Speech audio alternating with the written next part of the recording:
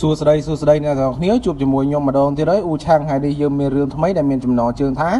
Combat What ខ្ញុំសូមហៅជាភាសាខ្មែរស្ដេចប្រយុទ្ធរឿងនេះគឺចង់និយាយអំពីក្មេងប្រុសម្នាក់ដែលគ្រួសាររបស់គេជំពាក់លុយគេយ៉ាងច្រើននិងមានបញ្ហានៅក្នុងគ្រួសារផងដែរអំឡុងពេលនោះក៏បានជួបបរិសុទ្ធអាកំបាំងម្នាក់នៅឯមន្ទីរពេទ្យបរិសុទ្ធម្នាក់នោះបានប្រាប់អំពីការរកលុយយ៉ាងច្រើនដោយធ្វើការប្រយុទ្ធជាមួយនឹងជើងខ្លាំងលំដាប់សាហាវបើយើងចង់ដឹងថាខ្សែរឿងនេះទៅជាយ៉ាងណានោះតោះចូលខ្សែរឿងរបស់យើងតែម្ដងទៅ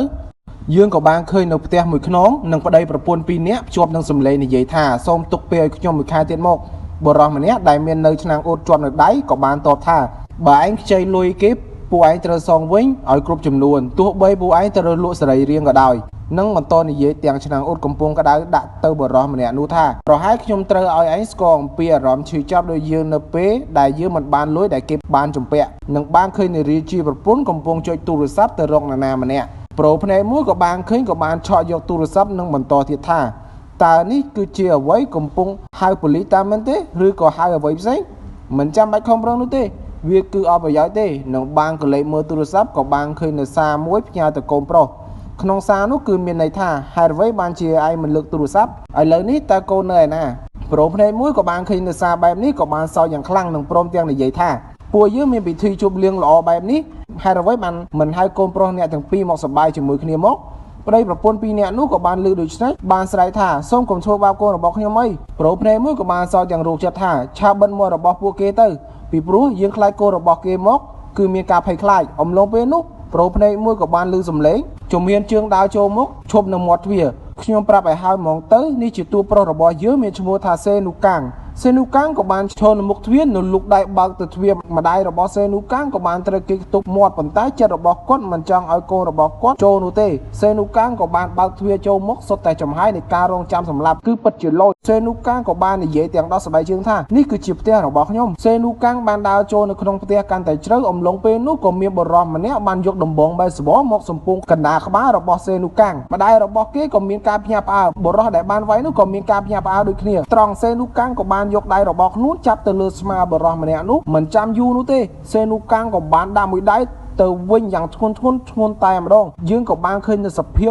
មុខបរិសុទ្ធម្នាក់នោះគឺវល់មើលមិនយល់តែម្ដងអ្នកគ្រប់គ្នានៅទីនោះក៏មានការភ្ញាក់ផ្អើលយ៉ាងខ្លាំងពិសេសគឺប្រូភ្នែកមួយបែកញើសតែម្ដងនិងលាន់មាត់និយាយទាំងញ័រថាស្អីគេឯងគឺជាអ្វីឲ្យប្រកាសសភាពរបស់សេនូកាំងគឺពោពេញដោយកម្លាំងយ៉ាងខ្លាំងពួកមនុស្សទាំងអស់នោះក៏បានសម្រុកចូលម្ដងទាំងអស់ព្រមទាំងវត្តនៅដំបងសេនូកាំងបានអោនផុតនិងត្រឡប់ដៃទៅវិញទៅប្រូម្នាក់នោះយ៉ាងធ្ងន់ដោយមួយដៃនេះធ្វើឲ្យប្រូម្នាក់នោះគឺបាក់ឆ្អឹងជំនីមិនដឹងថាប៉ុន្មានកង់នោះទេនឹងបានថែមមួយដៃទៀតជាលើកចុងក្រោយរួមទាំងសម្រែកយ៉ាងខ្លាំងពោពេញទៅដោយការឈឺចាប់បរិសុទ្ធម្នាក់ក៏បានឆ្លៀតនៅអាកាសនោះបានលើកជើងមកទាត់ប៉ុន្តែសេនូកាំងក៏បានចាប់ជើងនោះទាត់យ៉ាងពេញទំហឹងប្រូម្នាក់ទៀតក៏យកកៅអីមកសំពងលើក្បាលសេនូកាំងដោយកម្លាំងយ៉ាងខ្លាំងប៉ុន្តែអ្វីដែលយើងនឹកស្មានម្ដងនោះគឺសេនូកាំងបានក្រឡេកមើលអ្នកដែលបានវាយគេទាំងទឹកមុខគឺពោពេញដោយកំហឹងប្រូម្នាក់នោះគឺមានការភ័យខ្លាចយ៉ាងខ្លាំងមួយសន្ទុះក៏បានឃើញប្រូម្នាក់នោះទៀតមកយ៉ាងពេញទំហឹងមកជិតប្រូភ្នែកមួយនឹងបាននិយាយថា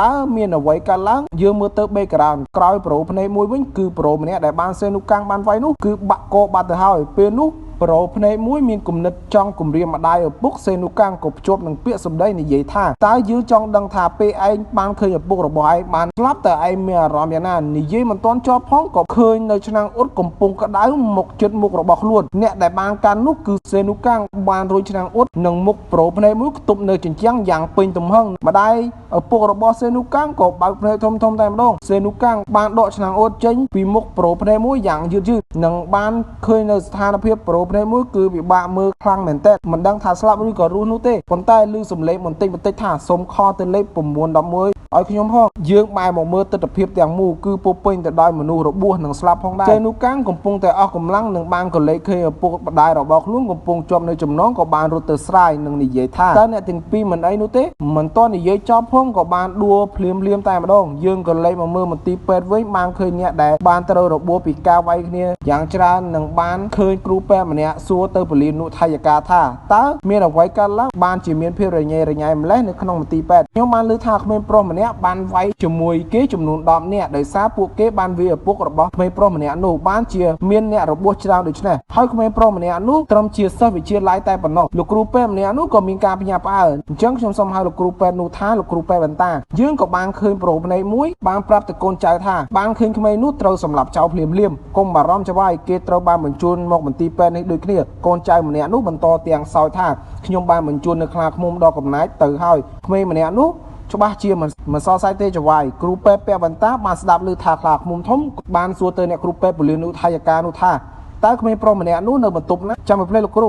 ូគេនៅបន្ទប់202ពេលនោះគ្រូពេទ្យបន្តាបានស្ទុះរត់ទៅយ៉ាងលឿនសម្ដៅទៅបន្ទប់202ព្រមទាំងនិយាយថាខ្លាឃ្មុំធំនៅតំបន់នេះគឺជាអ្នកប្រយុទ្ធដ៏ខ្លាំងក្លាខ្ញុំត្រូវតែបញ្ឈប់គេប៉ុន្តែបើខ្ញុំមានសំណាងឃើញការប្រយុទ្ធគ្នារវាងខ្លាឃ្មុំនិងក្មេងម្នាក់នោះតើគេគឺជាមនុស្សដែលស័ក្តិសមក្នុងការប្រយុទ្ធឬអត់ពេលនោះគ្រូពេទ្យវ៉ាន់តាក៏បានរត់ដល់មុខបន្ទប់របស់សេនូកាំងក៏បន្តទៀតថាខ្ញុំមិនមានអារម្មណ៍ល្អក្នុងការមើលនោះទេប៉ុន្តែខ្ញុំចង់ដឹងលទ្ធផលនឹងបានអើតមើលយើងក៏បានឃើញនៅខ្លាឃ្មុំធំនឹងចំហាយពីគៀតដែលគេនិយាយនោះពិតជាធំជាងសេនូកាំងទៅទៀតខ្លាឃ្មុំធំក៏និយាយថាយើងមិនជឿថាគេហៅយើងដើម្បីមកវាយកូនក្មេងនោះទេនឹងបន្តទាំងបើកភ្នែកយ៉ាងអំណាចថាប៉ុន្តែការងារគឺការងារយើងចាត់ការឯងរួចហើយគឺបញ្ចប់នៅភារកិច្ចរបស់យើងប៉ុន្តែយើងមើលទៅឯងទៅពិតជាគួរឲ្យចាប់អារម្មណ៍តើឯងឃើញយើងហើយមិនមានការភ័យខ្លាចបន្តិចទេសេនូកាំងក៏បានដោះសរមចេញពីដៃទាំងកាចដើម្បីត្រៀមខ្លួនក្នុងការប្រយុទ្ធខ្លាឃ្មុំធំបានលើកនៅដៃដើម្បីសំពងទៅសេនូកាំងព្រមទាំងសម្ដីនិយាយថាយើងនឹងធ្វើឲ្យឯងបានឃើញថាអ្វីទៅជាភាពភ័យខ្លាចយ៉ាងពិតប្រាកដមិនទាន់នឹងនិយាយចោលផងសេនូកាំងក៏បានហក់ទៅមាត់យើងក៏មានការភ្ញាក់ផ្អើលយ៉ាងខ្លាំងសេនូកាំងបានស៊ីមួយដៃរបស់ខ្លាឃ្មុំធំយ៉ាងពេញទំហឹងធ្វើឲ្យគ្រូពេទ្យបន្តាមានការភ្ញាក់ផ្អើលយ៉ាងខ្លាំងក៏បន្តថាគេគ្មានឱកាសក្នុងការយកឈ្នះខ្លាឃ្មុំធំនោះទេយើងមិនដឹងថាឯងឈួតប៉ុណ្ណាទេប៉ុន្តែបើឯងសម្រុកចូលមកបែបនេះដូចយកជីវិតមកលេងសើចអញ្ចឹងនៅក្រោកឡើងបានទៀតសេនូកាំងក៏បន្តទាំងយឺតថាខ្លាឃ្មុំកម្លាំងដៃរបស់ឯងពិតជាខ្សោយមែនខ្លាឃ្មុំធំគ្រាន់តែលើកដូច្នេះក៏បានសម្រុកចូលម្ដងទៀតព្រមទាំងសម្ដីនិយាយថាល្អណាស់និយាយច្រើនមកយើងគឺចូលចិត្តសម្លាប់មនុស្សនិយាយច្រើនដូចជាឯងគ្រូពេទ្យបន្តាឃើញការសម្រុកចូលរបស់ខ្លាឃ្មុំធំដោយកម្លាំងបែបនេះក៏បាននិយាយថាតើគេចង់សម្លាប់ក្មេងនោះតាមមែនទេខ្ញុំត្រូវតែទៅបញ្ឈប់គេប៉ុន្តែការសម្រុកចូលរបស់ខ្លាឃ្មុំធំធ្វើឲ្យសេនូកាំងបានទាត់មួយជើងចំកណ្ដាលមុខយ៉ាងធ្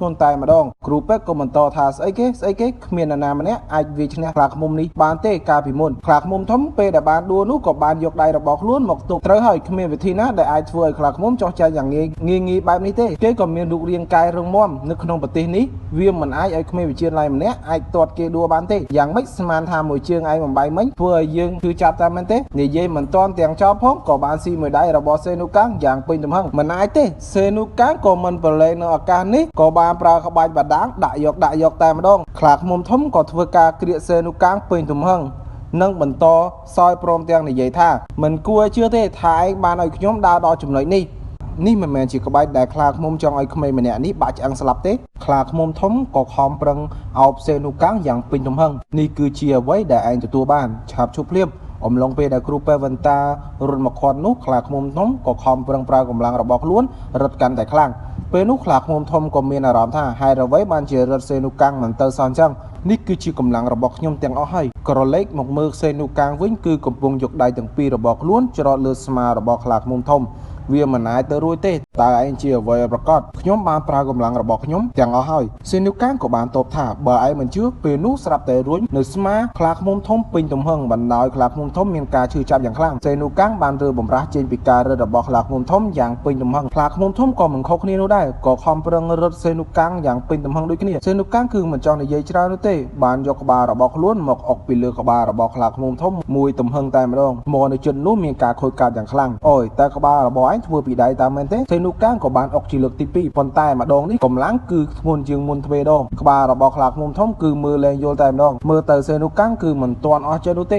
លើកនេះគឺយាក្បាលពីចម្ងាយក៏បានអុកទៅម្ដងទៀតជាលើកចុងក្រោយធ្វើឲ្យគ្រូពេទ្យបន្តាបានមកស្រែកថាគេចិត្តស្លាប់ហើយឯងត្រូវតែបញ្ឈប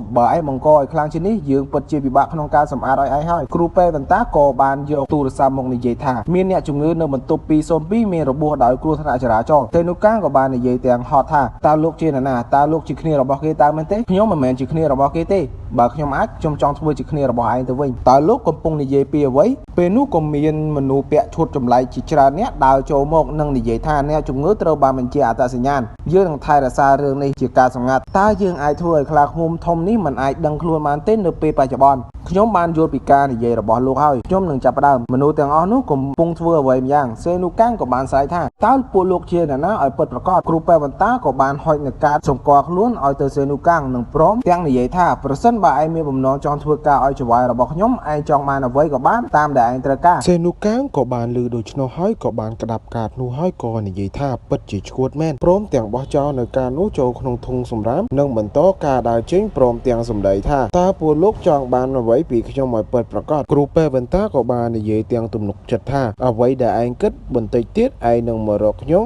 ដោយខ្លួនឯងយើងបានឃើញសេនូកាំងនៅក្នុងបន្ទប់ទឹកកំពុងលុបមុខនិងនិយាយថាហាជីវិតរបស់ខ្ញុំពិតជាមានភាពរញ៉េរញ៉ៃខ្លាំងណាស់ប៉ុន្តែខ្ញុំពិតជាចង់រក្សាការសន្យារបស់ខ្ញុំចំពោះម៉ាក់ថាខ្ញុំនឹងមិនខ្លាចជាមនុស្សអាក្រក់ពេលនោះឪពុករបស់សេនូកាំងក៏បានឈរនៅមាត់ទ្វារនិងនិយាយថាតើឯងកំពុងធ្វើអ្វីនៅទីនេះឯងបានបង្ករឿងអ្វីទៀតហើយតើមែនទេតើនេះគឺជាកំហុសអ្នកណាបានធ្វើឲ្យខ្ញុំធ្លាក់មកដល់ចំណុចនេះប៉ាបានប្រាប់ខ្ញុំថាប៉ាគឺជាជើងឯកប្រដាល់ដែលក្រុមផ្សេងចង់បានប្រើជាច្រើនហេតុអ្វីបានជាប៉ាបណ្ដោយគ្រួសាររបស់យើងធ្លាក់ក្នុងបំណុលបែបនេះប៉ាមិនចង់ធ្វើអ្វីមួយសម្រាប់គ្រួសាររបស់យើងទេសម្រាប់អតីតជើងឯកវាពិបាកខ្លាំងណាស់តើមែនទេក្នុងការបើកកន្លែងប្រដាល់តូចមួយនៅជិតផ្ទះដើម្បីទទួលបានប្រាក់ក៏ស្ថានភាពគ្រួសាររបស់យើងមិនដល់ថ្នាក់នឹងដែរខ្ញុំមិនដឹងថាលោកប៉ាចាញ់អ្នកណាខ្លះនោះទេប៉ុន្តែតើភាពជោគជ័យនិងបរាជ័យរបស់ប៉ាវាមានសារៈសំខាន់ជាងម៉ាក់តើមែនទេឪពុករបស់សេនូកាំងក៏បានដើរចេញព្រមទាំងសម្ដីនិយាយថាវាជាអ្វីដែលឯងមិនគួរដឹងខ្ញុំគឺមិនចូលចិត្តគាត់នោះទេពេលនោះសេនូកាំងក៏ស្រាប់តែមានអារម្មណ៍ប្រមុខនិងនិយាយថាអ៊ុយហេតុអ្វីក្បាលរបស់ខ្ញុំគេមិនឆ្អែតតាមមែនទេខ្ញុំគឺស្អប់ប៉ារបស់ខ្ញុំនឹងបានឃើញទង្វើនឹងរឿងរ៉ាវជាច្រើនដែលបានឆ្លងកាត់ខ្ញុំមិនអាចឈប់មើលឪពុករបស់ខ្ញុំមានរបួសគ្រាន់តែបានលុយមកនោះទេខ្ញុំក៏មិនចង់ឃើញឪពុកម្ដាយរបស់ខ្ញុំលួចជង្គង់ចំពោះមនុស្សអាក្រក់រហូតដែរខ្ញុំគឺមិនចង់ពឹងលើគាត់ក្នុងការទទួលបន្ទុកនោះទេការខ្ញុំនៅវ័យជំទង់ខ្ញុំអាចរកការងារធ្វើនៅលើទូកនេសាទបានដើម្បីរកលុយចិញ្ចឹមជីវិតរបស់ខ្ញុំប៉ុន្តែក៏មានជនខិលខូចបានជីករណ្ដៅដ៏ជ្រៅសម្រាប់ខ្ញុំដូច្នេះអ្វីដែលខ្ញុំមិនអាចចាក់ចេញពីប៉ារបស់ខ្ញុំបានដោយសារម៉ាក់របស់ខ្ញុំជីវិតរបស់ខ្ញុំគឺជារណ្ដៅនៃភាពអស់សង្ឃឹមសេនូកាំងបានភ្ញាក់ដឹងខ្លួនពីសន្លប់និងនិយាយតើខ្ញុំមានរឿងអ្វីបានជាឈឺក្បាលខ្លាំងម្ល៉េះខ្ញុំបានសន្លប់រយៈពេលប្រហែលថ្ងៃហើយពេលនោះសេនូកាំងបានទាញទូរស័ព្ទមកមើលក៏បានឃើញនៅសារដែលប៉ារបស់ខ្លួនបានផ្ញើមកនៅក្នុងសារនោះគឺនិយាយថាប៉ាគិតថាវាដល់ពេលប្រាប់រឿងគ្រប់យ៉ាងទៅដល់ឯងហើយតើប៉ាគាត់ចង់និយាយពីអ្វីខ្ញុំនឹងខកទៅសួរម៉ាក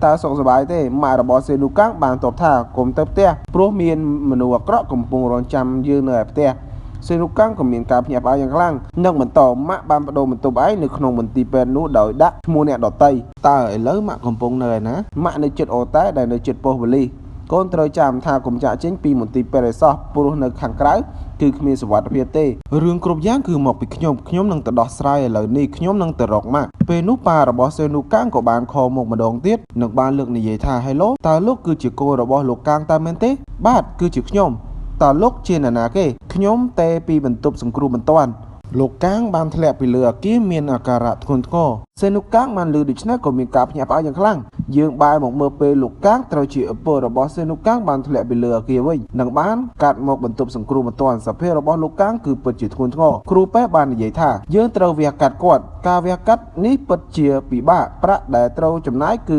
100លានវ៉ុនគាត់ក៏ត្រូវសម្រាប់បន្ទប់ពីការវះកាត់2ទៅ3ឆ្នាំនៅក្នុងបន្ទប់សម្រាប់បែបនេះគឺមិនថោកនោះទេសេនូកាំងក៏បានឮដូច្នេះបានភ្ញាក់នឹងយំជាខ្លាំងនិងបន្តនិយាយថាតើឥឡូវនេះខ្ញុំគួរធ្វើអ្វីទៅលុយជាច្រើនបែបនេះតើខ្ញុំបានមកពីណាអំឡុងពេលនោះសេនូកាំងក៏បាននឹកឃើញកាតដែលលោកគ្រូពេទ្យបន្តាបានឲ្យនិងបានបោះចោលនៅក្នុងធុងសម្រាមខ្ញុំនឹងត្រឡប់ទៅរកបន្ទប់នោះវិញសេនូកាំងក៏បានប្រញាប់រត់ចេញទៅយ៉ាងលឿនរហូតដល់មុខបន្ទប់202និងរត់សម្ដៅទៅមើលនៅក្នុងធុងសម្រាមអីគេតើវាបាត់ទៅណាហើយសេនូកាំងក៏បានស្រែកយំនិងបន្តនិយាយថាឲ្យខ្ញុំសុំទោសដែលខ្ញុំគ្មានប្រយោជន៍តើឯងកំពុងរកអានេះតើមែនទេឥឡូវនេះឯងបានផ្លាស់ប្ដូរចិត្តហើយអូខេសេរីរបស់យើងក៏ដល់ទីបញ្ចប់អរគុណដល់អ្នកគ្នាសម្រាប់ការទស្សនាជួយចុច like subscribe ដើម្បីទទួលបានវីដេអូថ្មីបាយបាយ